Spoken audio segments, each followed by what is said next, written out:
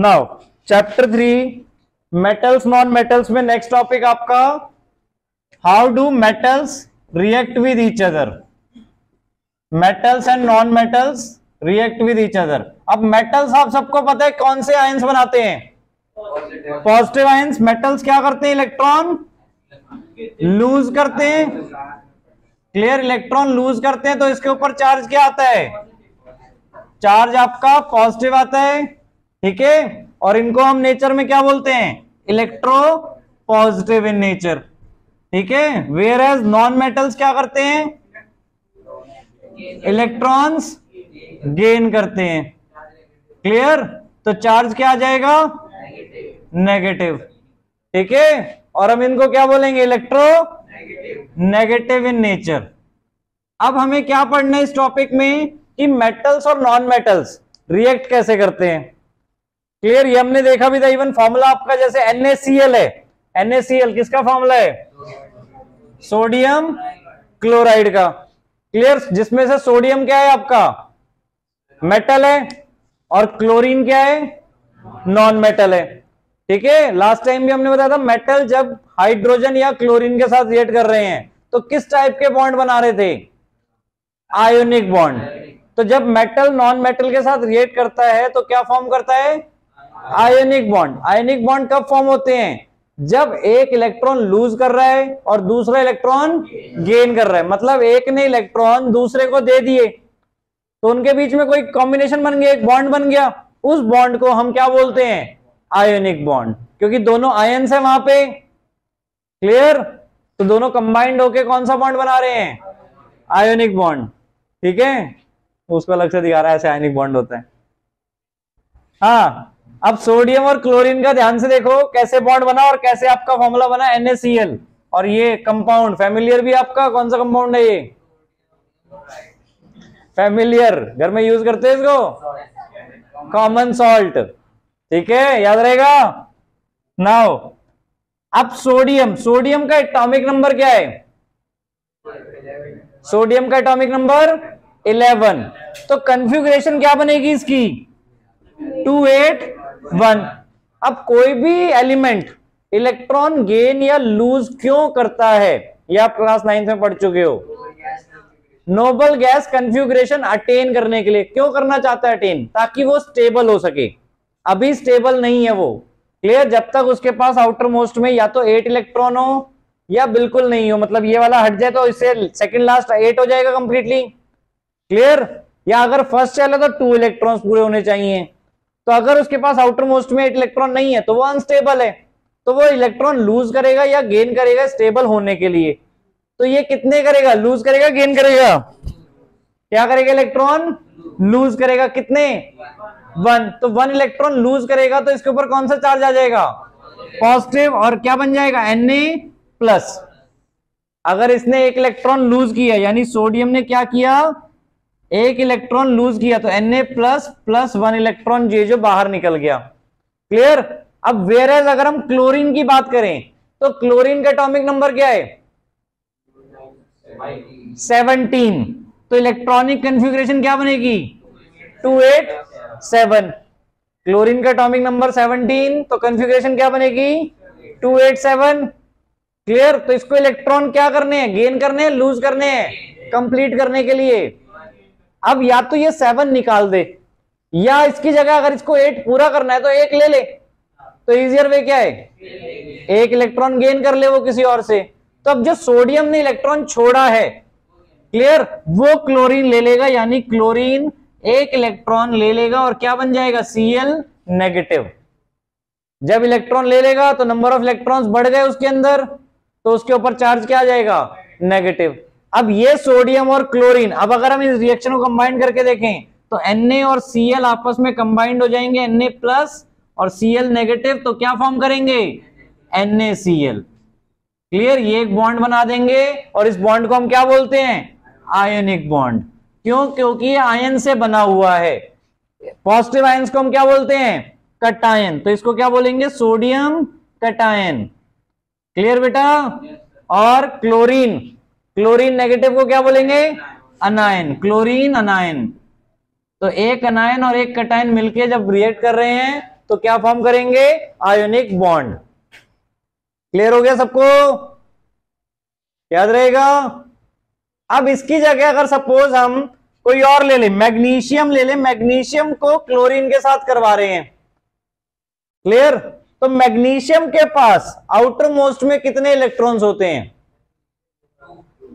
2 electrons होते हैं। Magnesium का एटॉमिक नंबर क्या है 12, तो कन्फिग्रेशन 282। क्लोरीन का एटॉमिक नंबर 17, तो कन्फिग्रेशन 287। अब मैग्नीशियम को अगर स्टेबल होना है तो कितने इलेक्ट्रॉन लूज करेगा, वो 2 लूज करेगा। क्लोरीन कितने ले सकता है, तो मैग्नीशियम क्या करेगा, 2 अलग अलग क्लोरीन को एक एक इलेक्ट्रॉन डोनेट करेगा। यानी सपोज एक इलेक्ट्रॉन इसने इसको डोनेट किया और एक इलेक्ट्रॉन इसको, तो यहां पे 2 क्लोरीन हमें जरूरी है मैग्नीशियम के साथ बॉन्ड बनाने के लिए। आया समझ में, मैग्नीशियम दोनों को एक एक इलेक्ट्रॉन दे रहा है, तो इसका फॉर्मूला क्या बनेगा, MgCl2। जो अभी तक आप फॉर्मूला वैलेंसी के बेसिस पे बनाते थे, एक्चुअल में फॉर्मूला वो इस बेसिस पे बनता है कि इलेक्ट्रॉन कितने ट्रांसफर हो रहे हैं किस किस को। आया समझ में। एल्यूमिनियम वाला भी सेम, बताओ कोई फॉर्मूला उसके अकॉर्डिंग बताता हूं मैं, कोई एक मेटल और एक नॉन मेटल बताओ। Al2O3, चलो इसको देखते हैं। हाँ, अब जैसे एल्यूमिनियम ऑक्साइड बनाना है हमें, तो एल्यूमिनियम के पास आप सबको पता है कितने हैं इलेक्ट्रॉन आउटर मोस्ट में, 3। क्यों, क्योंकि इसकी एटॉमिक नंबर क्या है 13, तो इलेक्ट्रॉनिक कन्फिग्रेशन 283। आउटर मोस्ट में कितने हैं 3 इलेक्ट्रॉन। हमें सिर्फ आउटर मोस्ट के इलेक्ट्रॉन्स दिखाने ही, हमने आउटर मोस्ट के एल्यूमिनियम के 3 इलेक्ट्रॉन्स दिखा दिए। अब ऑक्सीजन के पास कितने हैं आउटर मोस्ट में, एटॉमिक नंबर क्या है ऑक्सीजन का 8, तो कन्फिग्रेशन 2,6, तो आउटर मोस्ट में कितने हैं 6 हैं। अब ऑक्सीजन को कितने चाहिए 2, तो एल्यूमिनियम के 2 तो ये ले सकता है। क्लियर, बट एल्यूमिनियम के पास अभी भी 1 बच जाएगा। अब अगर 1 बचेगा और वो दूसरे ऑक्सीजन को वहां पे बुलाए, तो 1 ऑक्सीजन का कम रह जाएगा, फिर तो वो दूसरे एल्यूमिनियम को बुलाएगा, फिर दूसरा एल्यूमिनियम 1 तो दे देगा उसे, फिर एल्यूमिनियम के पास 2 बचेंगे, फिर वो किसको बुलाएगा, फिर वापस ऑक्सीजन को बुलाएगा। तो ये जब तक चलता रहेगा जब तक वहां पे टोटल आपका बैलेंस्ड ना हो जाए। आया समझ में, आपका कोई भी इलेक्ट्रॉन वहां पे वैकेंट नहीं पड़ा होना चाहिए, खाली नहीं पड़ा होना चाहिए। क्लियर, या तो वो उसे दे दे या वो कंप्लीट 8 बना के फुलफिल हो जाए। क्लियर, तो अब ध्यान से देखो क्या होगा। अब ये 2 इलेक्ट्रॉन इसने इसको दे दिए।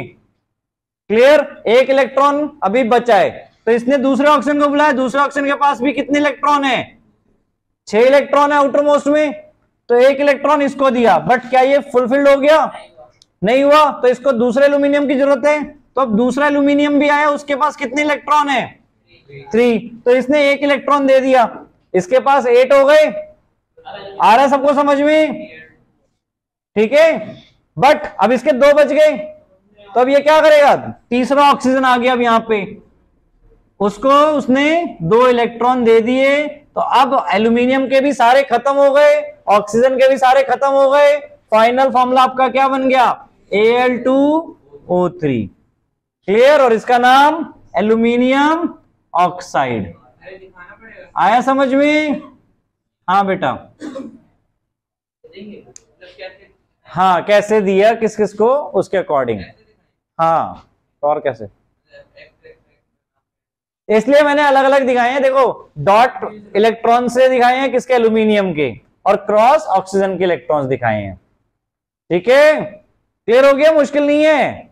और जबकि ये सबसे टफेस्ट है इवन, वैसे ऐसे इजी रहेंगे जो आपके सिंगल और डबल वाले थे। क्लियर, कि 2 था तो 2 क्लोरीन को बुला लिए। अब सपोज यहां वाले के पास 2 जगह खाली होती और इसके पास 1 ही देने वाला, तो ये 2 आते देने के लिए, समझ गए। अब जैसे सोडियम ऑक्साइड का बनाते हैं, चलो सोडियम ऑक्साइड, फॉर्मूला तो वैसे सबको पता ही होगा, क्या होता है सोडियम ऑक्साइड का, गलत बता रहे हो। अब ध्यान से देखो, सोडियम के पास आउटर मोस्ट में कितने इलेक्ट्रॉन है 1, सीधे आउटर मोस्ट की बात करते हैं। वैलेंसी के टोटल एटॉमिक नंबर की वैसे जरूरत नहीं है आपको, आपको सिर्फ आउटर मोस्ट को ही बैलेंस करना होता है।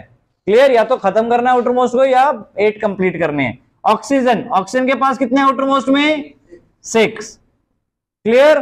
तो यहां पे ऑक्सीजन को कितने चाहिए 2 चाहिए, बट सोडियम के पास कितने हैं 1 है, तो 1 तो इसने दे दिया, बट सोडियम क्या करेगा एक और आएगा, जब जाके ऑक्सीजन आपके 8 कंप्लीट हो पाएंगे। तो Na+2 आए यहां पर, ठीक है, और ऑक्सीजन 2 नेगेटिव 1 है, तो फॉर्मूला क्या क्रिएट हुआ Na2O, 2 सोडियम है 1 ऑक्सीजन है। आया समझ में फॉर्मूला।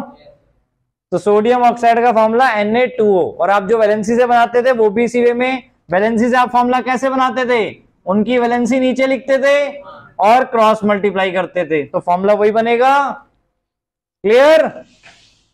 पहले आपने सिर्फ फॉर्मूला कैसे बनता है वो देखा था, क्यों बनता है वही फॉर्मूला, वो अब आप जान चुके हो इस बेसिस पे, क्लियर। हाँ, जो आपने पढ़े हैं वैलेंसीज उन्हीं की आपको बना के दिखाने हैं, क्लियर। आगे सबको समझ में नाउ। तो अब हमारे पास ये जो वैसे ये कंपाउंड्स बन रहे हैं, ये कौन से कंपाउंड्स हैं, आयोनिक कंपाउंड्स हैं। क्या हैं, आयोनिक कंपाउंड्स। क्यों, क्योंकि इनके बीच में कौन सा बॉन्ड बना है, आयोनिक बॉन्ड। आयोनिक बॉन्ड सबको क्लियर हो गया। मेटल और नॉन मेटल के बीच में जो बॉन्ड बनता है वो आयोनिक बॉन्ड होता है। कब बनता है, जब एक दूसरे को इलेक्ट्रॉन देता है, यानी एक लूज कर रहा है दूसरा गेन कर रहा है। अगर दोनों ही नॉन मेटल हो जाएं तब कौन सा बॉन्ड बनेगा, कोवेलेंट। ये भी लास्ट टाइम बताया था मैंने आपको। अगर दोनों नॉन मेटल हैं तो वहां पे कोई देने वाला नहीं है, दोनों लेने वाले हैं, तो वो क्या करेंगे, शेयर करेंगे, क्लियर। तो उस टाइप के बॉन्ड को हम क्या बोलते हैं, कोवेलेंट बॉन्ड। वो फर्दर हम चैप्टर 4 में पढ़ेंगे, क्लियर यहां तक। नाउ अब प्रॉपर्टीज ऑफ आयोनिक कंपाउंड। अब प्रॉपर्टीज ध्यान से देखो बेटा, प्रॉपर्टीज आपकी आयोनिक कंपाउंड क्या होते हैं, फिजिकल नेचर जनरली सॉलिड होते हैं। आपके जितने भी ये कंपाउंड्स फॉर्म हो रहे हैं, जैसे आप इसको तो जानते ही हो, क्या है आपका ये कॉमन सॉल्ट, सॉलिड होता है नेचर में। तो जितने भी आयनिक कंपाउंड होते हैं वो जनरली सॉलिड होते हैं और स्ट्रांग होते हैं, यानी उनकी जो फोर्सेस ऑफ अट्रैक्शन होती है वो क्या होती है, हाई होती है, ठीक है। फोर्सेस ऑफ अट्रैक्शन बीच में बॉन्ड्स में हाई होती है आयोनिक बॉन्ड्स की, clear. They are generally brittle and break into pieces when pressure is applied, clear. क्या होते हैं, ब्रिटल होते हैं नेचर में और ब्रेक हो जाते हैं जब हम फोर्स अप्लाई करते हैं। तो मेटल्स की तरह स्ट्रांग नहीं कि ब्रेक ही नहीं होंगे, क्लियर, ब्रेक हो जाएंगे बट वैसे स्ट्रांग है, मतलब पीसेस में अगर आप कन्वर्ट कर दोगे तो, अब जैसे सॉल्ट है, सॉल्ट को और आप ऐसे नहीं तोड़ सकते हो हाथ में लेके, क्लियर। क्रिस्टल्स जो फॉर्म है आपके उसको और फर्दर ब्रेक नहीं कर सकते हो। मेल्टिंग और बॉइलिंग पॉइंट, अब सॉलिड्स हैं, सॉलिड्स का आप सबको पता है मेल्टिंग और बॉइलिंग पॉइंट क्या होता है, हाई होता है, तो इसका मेल्टिंग और बॉइलिंग पॉइंट क्या होगा, हाई होगा आयनिक कंपाउंड्स का। थर्ड आपका सॉल्युबिलिटी, ये फर्दर हम फर्क अभी जो प्रॉपर्टीज पढ़ रहे हैं ये आप जब कोवेलेंट में पढ़ोगे तो अपने आप आपको डिफरेंस समझ में आ जाएगा, सब इसके अपोजिट प्रॉपर्टीज हो जाएंगी, क्लियर। तो पहली प्रॉपर्टी क्या बताई, सॉलिड होते हैं नेचर में, फोर्सेस ऑफ अट्रैक्शन हाई होता है, ठीक है। Second, melting and boiling point high होता है। थर्ड, ब्रिटल इन नेचर होते हैं, ठीक है, इजिली ब्रेक हो सकते हैं। थर्ड आपका सॉल्युबिलिटी, सॉल्युबिलिटी यानी कि किसमें सॉल्युबल हो सकते हैं। अब जैसे नमक तो तुम सबको पता है किसमें सॉल्युबल होता है, वाटर में। तो जितने भी आपके आयनिक कंपाउंड्स हैं वाटर में सॉल्युबल होते हैं और इनसॉल्युबल होते हैं किसमें, इनऑर्गेनिक सब्सटेंस में। किसमें, इनऑर्गेनिक सब्सटेंस में, जैसे कि कैरोसिन, पेट्रोल। इनऑर्गेनिक क्या होते हैं, जिसमें कार्बन इन्वॉल्व होता है आपका, क्लियर। तो उसमें आपके ये क्या होंगे, इनसॉल्युबल, ठीक है। Now fourth, conduction of electricity. अब देखो ये दोनों क्या है आपके, आयन्स हैं, एक पॉजिटिव आयन है और एक नेगेटिव आयन है, तो क्या होगा, इलेक्ट्रिसिटी कंडक्ट करेंगे कि नहीं करेंगे ये सॉल्यूशंस आपके आयनिक कंपाउंड्स, करेंगे, क्योंकि यहां पे आपके पॉजिटिव और नेगेटिव आयन्स हैं। देखो इलेक्ट्रॉन्स ट्रांसफर हो रहे हैं यहां पे एक से दूसरे में, क्लियर। तो आपके ये आयनिक कंपाउंड जितने भी हैं वो क्या करेंगे, इलेक्ट्रिसिटी कंडक्ट करेंगे, ठीक है। इसका लाइव एक्सपेरिमेंट बाद में कर लेंगे, ठीक है, दिखा दूंगा, तुम्हें अभी डाउट हो रहा है। टैप वाटर में कभी देखा करंट आते हुए,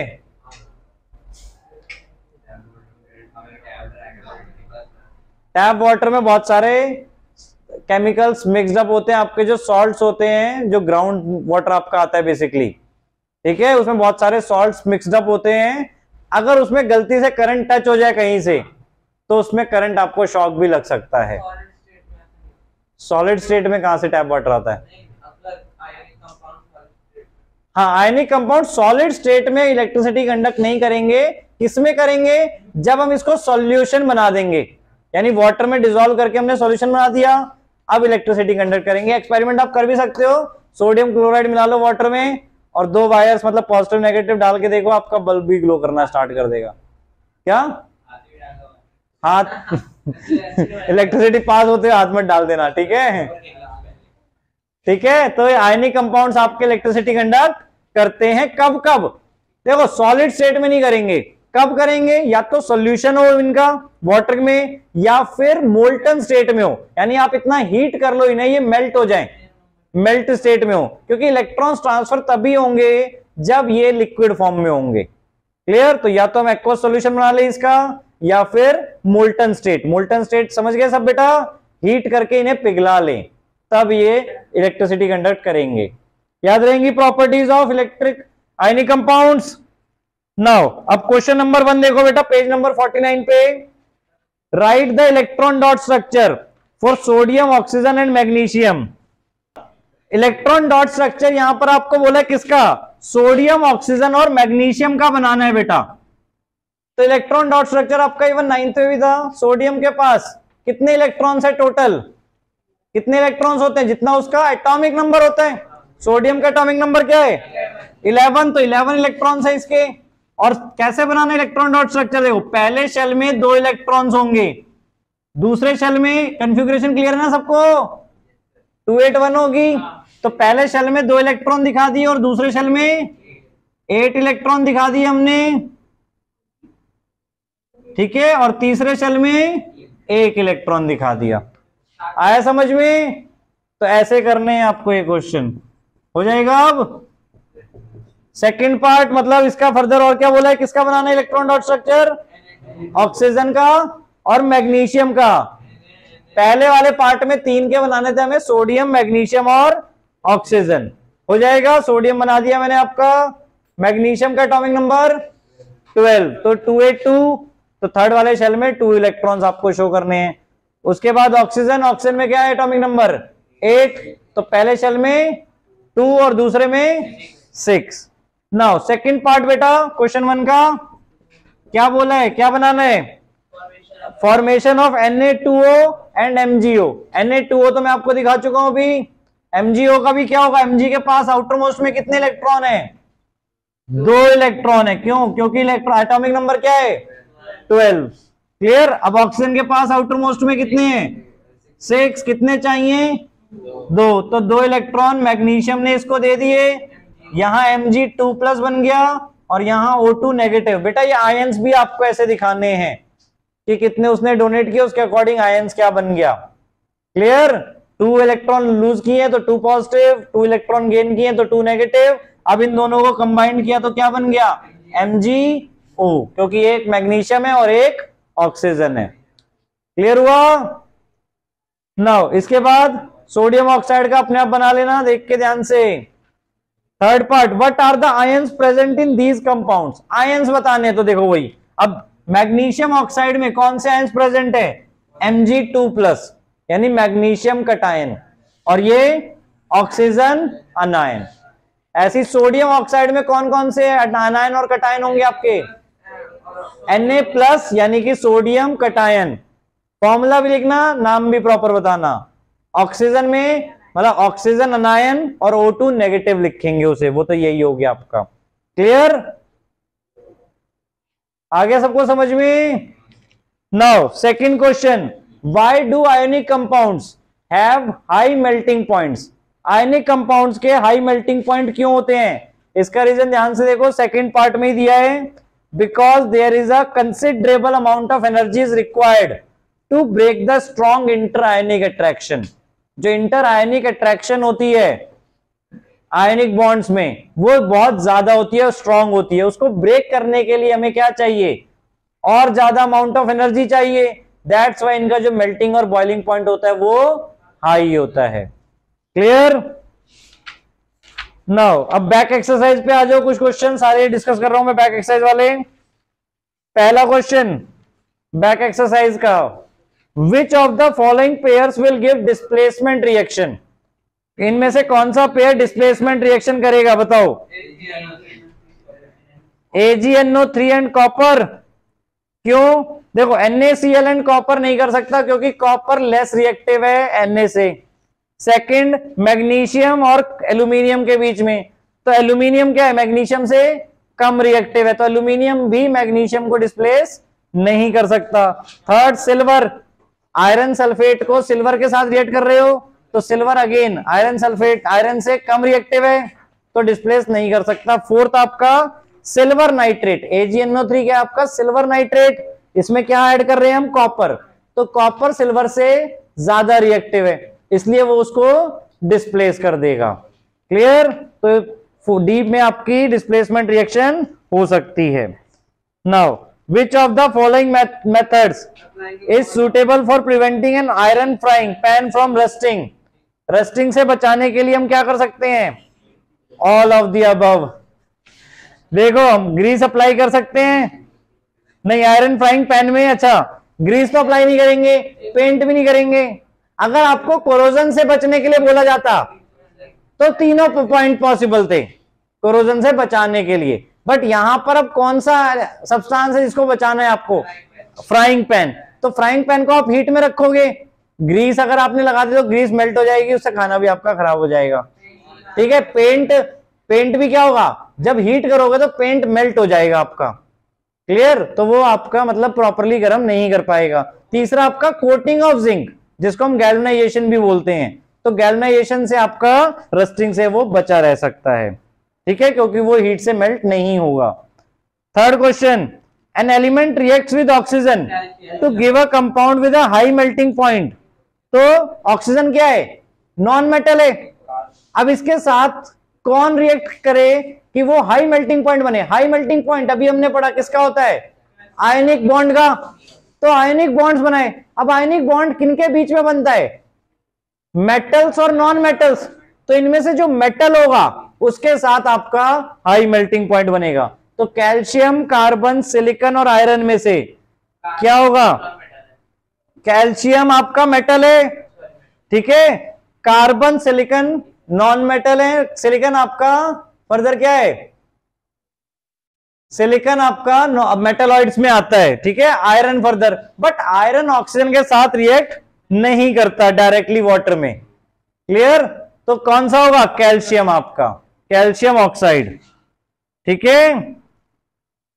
now fourth, food cans are coated with tin and not with zinc because, बताओ, zinc is more reactive than tin. तो वो किसी भी फूड आइटम्स वगैरह के साथ रिएक्ट कर जाएगा अगर हम फर्दर वहां पे फूड कैन्स को कोट कर दें जिंक के साथ तो। Clear? Fifth, you are given a hammer, battery, bulb, wires and switch. How could you use them to distinguish between samples of metals and non metals? तो metals क्या करते हैं? इलेक्ट्रिसिटी कंडक्ट करते हैं, नॉन मेटल्स इलेक्ट्रिसिटी कंडक्ट नहीं करते। तो आप यहाँ पे इलेक्ट्रिसिटी का एक्सपेरिमेंट करके चेक कर सकते हो, मतलब वही प्रॉपरली आपको लिखना है। Now assess the usefulness of these test in distinguish between metals and non metals.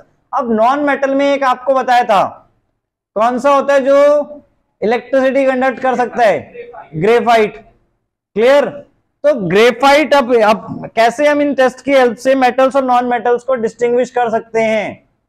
वो एसेस करो। तो एसेस कैसे? कंपेयर करके आपको दिखाना है वहां पे, ठीक है, कि कौन कौन से मेटल्स में हमने क्या क्या पढ़ा था।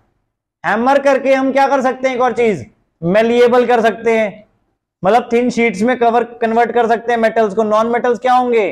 टूट जाएंगे। क्लियर? ब्रिटल होते हैं वो नेचर में। ऐसे ही वायर्स में कन्वर्ट कर सकते हैं हम। इलेक्ट्रिसिटी कंडक्ट का बता दिया, ठीक है। हीट भी फर्दर कंडक्ट करेंगे metals, non metals heat conduct नहीं करते। नाउ क्वेश्चन नंबर 6, ये भी आप सबको बताया था, एम्फोटेरिक ऑक्साइड्स। एम्फोटेरिक ऑक्साइड्स क्या होते हैं? ऐसे ऑक्साइड्स जो एसिडिक और बेसिक बिहेवियर दोनों शो करते हैं। और वो कौन से होते हैं? बेसिकली मेटल ऑक्साइड्स होते हैं। क्लियर? एग्जांपल्स क्या हैं उनके? एल्यूमिनियम ऑक्साइड और जिंक ऑक्साइड, दो आपके मेनली हैं। कौन कौन से? एल्यूमिनियम ऑक्साइड और zinc oxide. Seventh, name two metals which will displace hydrogen from dilute acids. कौन से ऐसे मेटल्स हैं जो डिस्प्लेस करते हैं हाइड्रोजन को डाइल्यूट एसिड से, और दो ऐसे जो नहीं है? तो सिंपल, सोडियम एंड पोटेशियम सीधे ही बोल दो। क्लियर? जो ज्यादा रिएक्टिव है उन्हीं के नाम बता दो, सोडियम एंड पोटेशियम। और कौन डिस्प्लेस नहीं करेगा? जो हाइड्रोजन से कम रिएक्टिव होते हैं। रिएक्टिविटी सीरीज सबको क्लियर है? तो कॉपर सिल्वर या गोल्ड या सिल्वर आप बोल सकते हो। क्लियर? जो हाइड्रोजन में रिएक्टिविटी सीरीज से नीचे आते हैं वो हाइड्रोजन को डिस्प्लेस नहीं कर पाएंगे। जो हाइड्रोजन से ऊपर आते हैं रिएक्टिविटी सीरीज में वो हाइड्रोजन को वहां से डिस्प्लेस कर देंगे। क्लियर? क्वेश्चन नंबर 8 अभी हमने नहीं पढ़ा। क्वेश्चन नंबर 9 देखो। Pratyush took sulphur powder. अब सल्फर आप सबको पता है क्या है? मेटल है, नॉन मेटल है? नॉन मेटल है। उसने सल्फर लिया, हीट किया, he collected the gas evolved by inverting a test tube over it. तो कौन सी गैस बन जाएगी बताओ? वहां पे सल्फर को हीट कर रहे तो कौन सी गैस बनेगी? हीट करने के लिए कौन सी गैस रिक्वायर्ड होती है? ऑक्सीजन। तो क्या बन जाएगी? Sulphur dioxide. अब सल्फर डाइऑक्साइड का नेचर क्या होगा? सोचो, क्या बताया था? नॉन मेटल ऑक्साइड बन गया, तो acidic in nature. Non metal oxides क्या होते हैं? एसिडिक इन नेचर होते हैं। अब हमें पूछा है what will be the action of gas on dry litmus paper. अब अगर हम ड्राई लिटमस पेपर लेंगे तो आप सबने चैप्टर 2 एसिड्स में पढ़ा था क्या? अगर ड्राई है, एसिड्स अपना बिहेवियर तभी शो करेंगे जब प्रेजेंस ऑफ वाटर होगा वहां पे। तो ड्राई लिटमस पेपर कुछ नहीं चेंज होगा क्योंकि आपका वहां सल्फर पाउडर था, तो कोई भी वाटर का मॉलिक्यूल प्रेजेंट नहीं है। क्लियर? तो ड्राई लिटमस पेपर पे कोई भी इफेक्ट नहीं होगा। मॉइस्ट लिटमस पेपर पे क्या होगा? रेड लिटमस आपका, क्या बोल रहे हो? ब्लू लिटमस आपका रेड हो जाएगा। क्यों? क्योंकि सल्फर डाइऑक्साइड का नेचर क्या है? एसिडिक है नेचर में। तो सल्फर डाइऑक्साइड का नेचर एसिडिक है, तो इसलिए वो किससे किसमें कन्वर्ट हो जाएगा? ब्लू लिटमस आपका रेड में हो जाएगा, मॉइस्ट वाला। मॉइस्ट क्लियर है सबको? नाउ रस्टिंग ऑफ आयरन के वेज। रस्टिंग ऑफ आयरन कैसे बचा सकते हैं हम? पेंट करके, गैल्वनाइजेशन और ग्रीसिंग, ऑयलिंग वगैरह से भी हम बचा सकते हैं। ठीक है? Now what type of oxides. अब देखो ये सीधा सीधा क्वेश्चन पूछ लिया। What type of oxides are formed with non metal combined with oxygen. Non metal जब ऑक्सीजन के साथ कंबाइंड करते हैं तो किस टाइप के ऑक्साइड्स बनाते हैं? तो क्या बताया था? एसिडिक या फिर न्यूट्रल। ठीक है? दो टाइप के आपके ऑक्साइड्स बन सकते हैं, एसिडिक या neutral. Now give reason. Platinum, gold and silver are used to make jewelleries because they are lustrous, they are least reactive metals. सबसे most important point, least reactive metals हैं, तो वो एयर, ऑक्सीजन वगैरह या water वगैरह से react नहीं करेंगे। सालों साल आपके ऐसे के ऐसे ही रहेंगे। ठीक है? शाइन भी नहीं जाएगी उनकी। क्लियर? लस्ट्रस होते हैं मेटल्स आपके और इजीली मेलिएबल होते हैं, तो हम किसी भी डिफरेंट शेप्स में उन्हें डिजाइन करवा सकते हैं। ठीक है? Now sodium, potassium and lithium are stored under oil. बताया था आपको, केरोसिन के अंदर स्टोर करते हैं। क्यों? Because they are highly reactive metals and they can react with oxygen और water and catch fire easily. ठीक है? फायर इजिली कैच कर लेंगे अगर हम इन्हें वाटर या एयर में रखेंगे तो। ठीक है? Aluminium is a highly reactive metal yet it is used to make utensil for cooking. बताओ, बहुत इंपॉर्टेंट क्वेश्चन है ये। एल्यूमिनियम आपका हाईली रिएक्टिव मेटल है बट फिर भी उसे हम कुकिंग के लिए यूज करते हैं। एल्यूमिनियम पहले क्या करता है, ध्यान से सुनना। एल्यूमिनियम ऑक्सीजन के साथ रिएक्ट करके एल्यूमिनियम ऑक्साइड बनाता है, जो क्या होता है, एक प्रोटेक्टिव लेयर बन जाती है एल्यूमिनियम के लिए। अब जो अंदर का एल्यूमिनियम है, बाहर का जो एल्यूमिनियम सरफेस था वो एटमॉस्फेयर ऑक्सीजन के साथ रिएक्ट हुआ, एल्यूमिनियम ऑक्साइड बन गया बाहर की तरफ से। अब जो अंदर का एल्यूमिनियम है वो बाहर रिएक्ट कर ही नहीं पाएगा, क्योंकि बाहर एक तरीके से एल्यूमिनियम ऑक्साइड की लेयर बन गई है जो उसे फर्दर रिएक्ट होने नहीं देगी। आया समझ में? जिसकी वजह से वो इवन वो रस्टिंग से भी बच जाता है एल्यूमिनियम। क्लियर? और फर्दर किसी भी सब्सटेंस से फर्दर रिएक्ट नहीं होता है। क्लियर हुआ? दैट्स वाई हम कुकिंग यूटेंसिल्स एल्यूमिनियम के यूज करते हैं हीटिंग पर्पसेस के लिए। और हीटिंग पर्पसेस के लिए तो वो तो क्लियर ही है, क्योंकि metals good conductor of heat होते हैं, दैट्स वाई एल्यूमिनियम को यूज करते हैं। बताओ, और किसी के माइंड में कोई डाउट आ रहा है, क्वेश्चन आ रहा है, कुछ आंसर आ रहा है कुछ बताने को? हाँ, नाउ डी पार्ट अभी हमने पढ़ा नहीं है, इसका बाद में डिस्कस करेंगे इसे। 13th क्वेश्चन ध्यान से देखो बेटा। You must have seen tarnished copper vessels being cleaned with lemon और टैमरिंड जूस।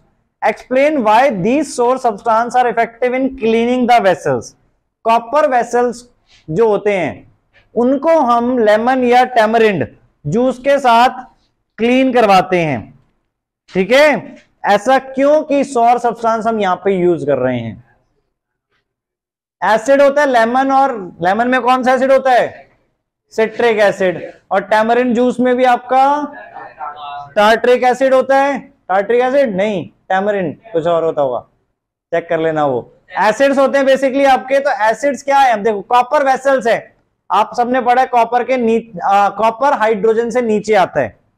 क्लियर? तो कॉपर एसिड के साथ रिएक्ट नहीं करेगा। तो एसिड्स क्या करेगा? वहां पे जो भी बाकी सब्सटेंस है उसके साथ रिएक्ट होके निकाल देगा। यानी जब आप उसे क्लीन करोगे तो वो जो भी आपका जो गंदगी है या जो भी है आपके यूटेंसिल्स में उसको क्लीन कर देगा, और कॉपर के साथ रिएक्ट नहीं होगा, क्योंकि कॉपर एसिड के साथ रिएक्ट नहीं हो सकता। Clear? Now differentiate between metal and non metal on the basis of their chemical properties. ये तो केमिकल प्रॉपर्टीज आपको प्रॉपरली पढ़ा दी हैं, उसके बेसिस पे आप कर सकते हो। Now a man went door to door posing as a goldsmith. He promised to bring back the glitter of old and dull gold ornament. An unsuspecting lady gave a set of gold bangles to him, which he dipped in particular solution. The bangles sparkled like new, but their weight was reduced drastically. The lady was upset, but after a futile argument, the man beat a hasty retreat. Can you play the detective to find out the nature of the solution he has used? बताओ। Aqua regio. Aqua regia क्या था आपका? क्या थी उसकी ratio? 3:1 किसकी? Hydrochloric acid और nitric acid की। हाइड्रोक्लोरिक एसिड पहले था और नाइट्रिक एसिड था ना बाद में आपका। कहाँ है एक्वा रीजिया वाला? पहले नाइट्रिक है, उल्टा ही बोलेंगे, ऐसे ही बोल रहा था मैं। हाइड्रोक्लोरिक एसिड की रेशो 3, नाइट्रिक एसिड की रेशो 1, सही बोल रहा था मैं। ठीक है? 3:1, और उसमें क्या हो जाते हैं? सारे ही डिसॉल्व हो जाते हैं जितने ही मेटल्स हैं। तो उस मैन ने क्या किया होगा? उसके अंदर डाला होगा और तुरंत निकाल लिया होगा बेसिकली। तो उससे क्या होगा? गोल्ड ग्लिटर तो करेगा, क्योंकि गोल्ड वहां पे मेल्ट हुआ तो उसके अंदर की लेयर बाहर आ गई। क्लियर? तो वो शाइन वापस आ गई गोल्ड की एक तरीके से। मतलब वो अंदर का जब गोल्ड क्या है, पहले रिएक्ट ही नहीं था किसी भी चीज से, तो वो चमकने लग गया लस्ट्रस होने की वजह से। ठीक है? बट वेट उसका लूज हो गया। क्यों? क्योंकि बाहर का गोल्ड ब्रेक होके उसमें चला गया। आया समझ में कि मैन ने क्या किया होगा? Now give reason. हाँ, ऐसे ध्यान रखना, कोई भी कहे कि हम आपका गोल्ड नया करके दे देंगे तो मत देना। ठीक है? अरे पूरा नहीं डाला ना बेटा, थोड़ा सा डाल के तुरंत निकाल दिया उसको।